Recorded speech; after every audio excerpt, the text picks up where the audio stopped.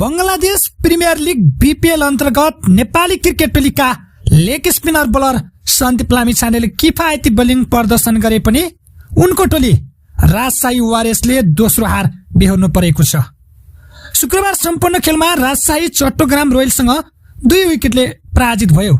अन्तिम ओभरसम्म गएको खेलमा राजशाहीले दिएको 129 रनको सामान्य लक्ष्य पछ्याउने क्रममा चट्टग्रामले पुरा 20 ओभर खेल्दै अन्तिम बलमा लक्ष्य पूरा गर्यो। अन्तिम ओभरसम्म तानिएको रोमाञ्चक खेलमा चट्टग्रामले 8 विकेटको क्षतिमा जित हात पारेको थियो। खेलमा सन्दीप लामिछानेले 4 ओभर बोलिङ गर्दै मात्र 21 रन खर्चिएर एक महत्वपूर्ण विकेट पनि लिए। उनले चट्टग्रामका कप्तान मेहदी हसनलाई आउट गरेका थिए। दबावपूर्ण अवस्थामा उनको बोलिङ प्रभावशाली देखिएको थियो। उनको प्रदर्शनले नेपाली क्रिकेट फ्यानहरू भने निकै उत्साहित बनेका छन्। बोलिङसँगै ब्याटिङतर्फ पनि सन्दीपले आज योगदान दिँदै 7 बलमा 5 रन जोडे। 3 खेलको विश्रामपछि प्लेइङ 11 मा फर्किएको सन्दीपले अघिल्ला खेलको तुलनामा अझ किफायती प्रदर्शन गरे, जसले गर्दा सबैको मन जित्न सफल भएका हुन्। यस हारसँगै राजशाही वारियर्स 6 खेलमा 4 अङ्क जित सहित 8 अङ्क जोडेर तालिकाको 4थो स्थानमा रहेको छ।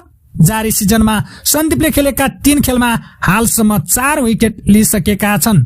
त्यस्तै आज नै राजशाहीसँग प्रतिस्पर्धा गरेको चट्टग्राम भने अङ्क तालिकाको पहिलो स्थानमा छ। राजशाही वारियर्सले अब आफ्नो 7औं खेलमा आइतबार रंगपुर राइडर्सको सामना गर्नेछ। तपाईहरुको विचारमा चाहिँ के उक्त खेलमा सन्दीप लामिछानेले मौका पाउलान् त? तपाईहरुको आफ्नो प्रतिक्रिया पनि लेख्न सक्नुहुनेछ। र आज निकै नै एउटा सन्दीप लामिछानेलाई चाहिँ प्लेयर अफ द म्याचको अवार्ड जित्ने अवसर पनि रहेको थियो। त्यति मात्र हैन, उनलाई ब्याटिङमा पनि चम्किने मौका थियो, तर उनले ब्याटिङमा पनि त्यति सन्तोषजनक चाहिँ प्रदर्शन गर्न सकेनन्। यदि उनले ब्याटिङमा पनि अझ राम्रो प्रदर्शन गरेर टिमलाई अझ 1 भन्दा बढी विकेट लिएर चाहिँ टिमलाई जित दिलाउन सक्थ्यो भने उनले प्लेयर अफ द म्याचको अवार्ड जित्न सक्ने उनी एउटा दावेदार पनि हुन सक्थ्यो, तर त्यसबाट भने वञ्चित हुन पुगेको छ। आशा छ सन्दीपले आगामी दिनमा मौका पाउनेछ र यो भन्दा उत्कृष्ट बोलिङ गर्नेछ।